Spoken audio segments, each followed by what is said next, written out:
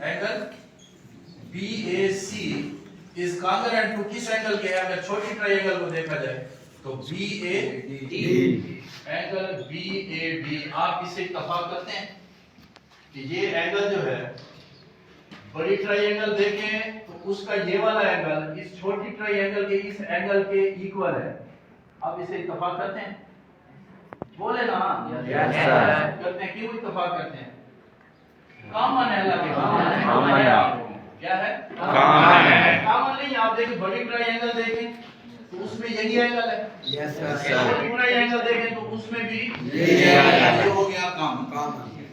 दो ट्रायंगल की कॉरेस्पॉन्डेंस ले रहे हैं, एक बड़ी ट्रायंगल और एक इसकी कॉरेस्पॉन्डेंस में ये दो एंगल इन दो एंगल के कॉन्ग्रुएंट हो गए।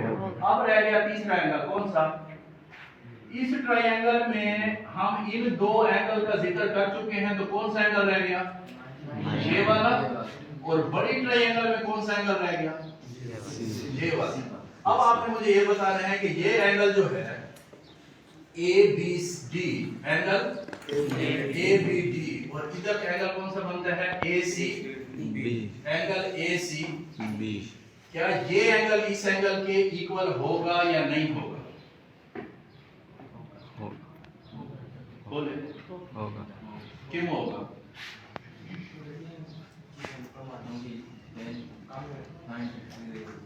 सप्लीमेंट्री है।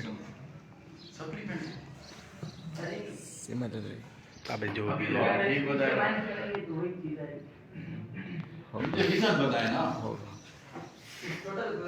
पहले ये डिसाइड करें कि ये जो एंगल, अब देखें मेरी बात सुनें, बड़ी ट्रायंगल का ये एक एंगल छोटी ट्रायंगल के जिस एंगल के इक्वल है, कॉम्प्लीमेंट्री है। फिर बड़ी ट्रायंगल का ये वाला एंगल छोटी ट्रायंगल के इस एंगल के इक्वल है। तो दो ट्रायंगल्स की जब कॉरेस्पॉन्डेंस की है तो उसके दो एंगल तो आपस में कॉन्ग्रुएंट है, तो बाकी रह गया तीसरा एंगल। अब इसका तीसरा कौन सा रह गया? ये वाला एंगल। और बड़ी ट्रायंगल का तीसरा एंगल कौन सा रह गया? ये। तो क्या ये जो तीसरा एंगल है, दो एंगल तो कॉन्ग्रुएंट हो गए, क्या तीसरा एंगल कॉन्ग्रुएंट होगा? होगा। क्यों? कॉम्प्लीमेंट्री होगा। कॉम्प्लीमेंट्री अभी तो आप लोगों ने बताया है कि ये आपस में कॉन्ग्रुएंट होंगे। कौन से हैं? कॉम्प्लीमेंट्री एंगल्स हैं।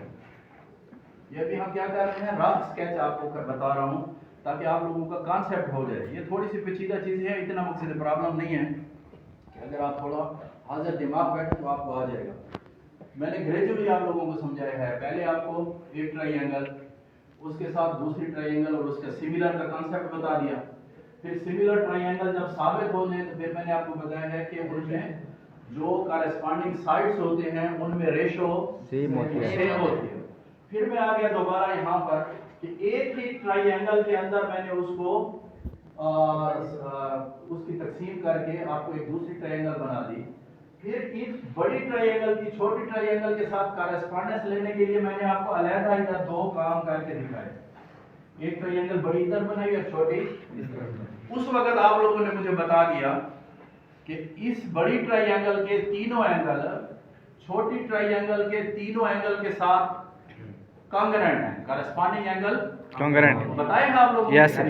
फिर मैंने क्या किया कि यहाँ इस ट्रायंगल को यहाँ से हटा के इसको अपनी असल जगह पर रख दिया इधर, और फिर इस बड़ी ट्रायंगल का इस छोटी ट्रायंगल के साथ हमने कंपैरिजन किया है। तो बड़ी ट्रायंगल और छोटी ट्रायंगल का कंपैरिजन किया है तो उसमें ये एंगल 90 का है तो उसमें भी तो एक 90 का है कि नहीं? इसमें एंगल ए पड़ा है तो बड़ी ट्रायंगल में भी एंगल ए पड़ा है, ये कॉमन हो गया। तो फिर रह गया तीसरा एंगल। जब दो ट्रायंगल की कॉरेस्पॉन्डेंस में दो एंगल कॉन्ग्रुएंट हो जाए तो तीसरा तो ऑटोमेटिकली कॉन्ग्रुएंट हो जाता है। क्यों? क्योंकि वो एक दूसरे के, अगर राइट एंगल ट्रायंगल है तो वो एक दूसरे के कॉम्प्लीमेंट्री एंगल लगते हैं। कौन से लगते हैं? कॉम्प्लीमेंट्री। लिहाजा ये दोनों आपस में इक्वल हो गए। अब अगर ये इक्वल हो गए तो मैं यहाँ पर लिख सकता हूँ कि triangle ABC is similar to triangle AD। ये ट्रायंगल इस ट्रायंगल के क्या है? सिमिलर है। और सिमिलर ट्रायंगल में क्या होता है, जो कॉरेस्पॉन्डिंग साइड्स होती हैं उनमें रेशो सेम होती है। अब जरा आप देखें, इस B के सामने वाला ये साइड B हो गई और इसका नाम मैंने D नहीं रखा। और सी के सामने वाली साइड सी हो गई, ए के सामने वाली साइड ए हो गई। फिर जो छोटी ट्राइंगल है उसमें ये बी के सामने वाली ये जो साइड है इसका नाम मैंने क्या रखा है? असूलन मुझे बी रखना चाहिए, मगर वो जो बी मैं नाम रख चुका तो इसका कोई और नाम रखते हैं तो इसका नाम हमने रख दिया एक्स। तो जो